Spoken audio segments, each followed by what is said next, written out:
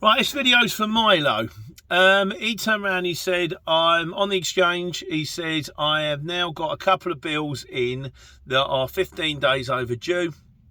What should I do? So I said, well, I don't really do this side of things. The office does this side of things. Al and Gemma does this side of things. I now leave all the paperwork to them. We do the running of the lorries. I'm still doing the truck thing, you know. But I said, what I'll do is I'll get in touch with the office and find out what there is. So Milo, took me a little while, sorry mate, but basically he said, Al said it's complicated. He said, the first thing you've got to work out is, are they time wasters or are they genuine? He said, 20% of the time, they'll just be a firm and they'll go, well, we've got a finance department, and they'll contact their finance department and finance go, no, that hasn't been paid. And then finance will then go, yeah, okay, that's going to be paid in the next 3 days.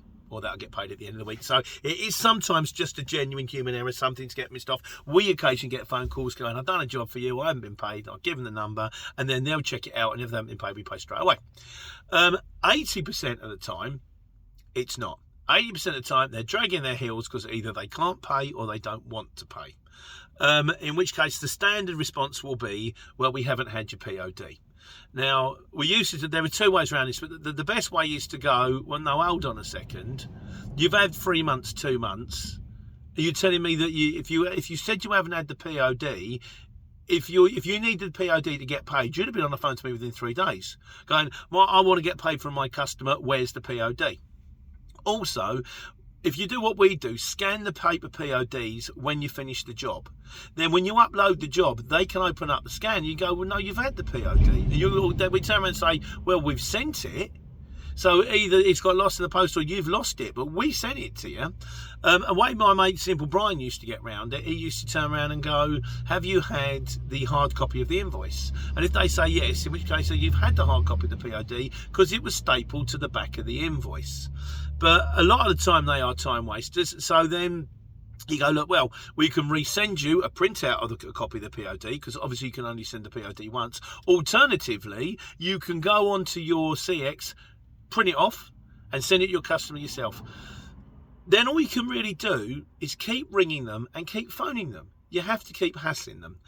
I said about the idea, we originally come up with the idea of CCJs, where if you don't pay us, we'll take us to court. But a lot of the time, if they're not going to pay you, they're going down anyway. And if they go down, the CCJ is absolutely pointless because if the company goes down, it says on average we lose about 1 job a month, which is worth about 300 quid to us. I think two went down on us last month, one's going down on us on this month.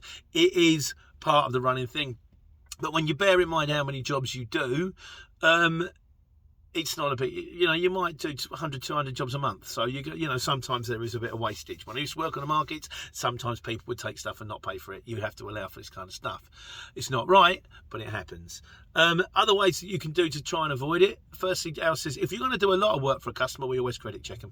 Do 1 or 2 jobs, it's fine. But if they start going, we need a lorry 5 days a week, we credit check them to make sure that they're fine. You buy this, you can also look on the CX to see how they stand on their on their sort of their feedback, their payment, that kind of stuff, how many negatives they've got. That's kind of useful. The other thing is, don't leave it until the end before you start chasing them for the money. If they say we pay 30 days from end of month, 21 days from end of month, give them a ring and go, right, you've still got a week left, just checking to make sure that money's coming in. And then you can ring them 2 or 3 days before it comes in and go, just checking that money's coming in. And then you can ring them the day after it's due and go, look, I phoned you twice. You said it was going to be here. You're overdue now. Where is it? Rather than waiting until they get overdue and then start chasing them, chase them before they become overdue. And then you get it in a little, you might just get it in when they say they're going to pay you.